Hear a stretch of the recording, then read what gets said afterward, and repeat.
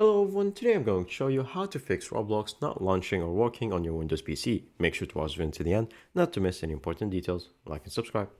So first of all, you're going to have this while it's not running. Once we close it, we're going to search for Roblox itself and then right click and then go to app settings.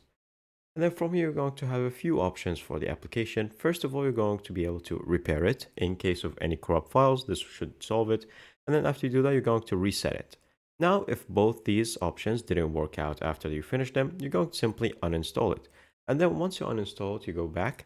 And then from here, you're going to search for Roblox download. Once you do that, it's going to go to this page, and then you're simply going to click on download Windows app.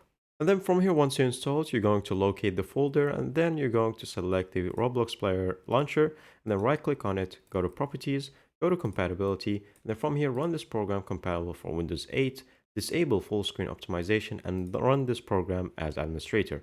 Click apply, and then click OK. And that's pretty much it. Thank you guys for watching. See you next time. Bye bye.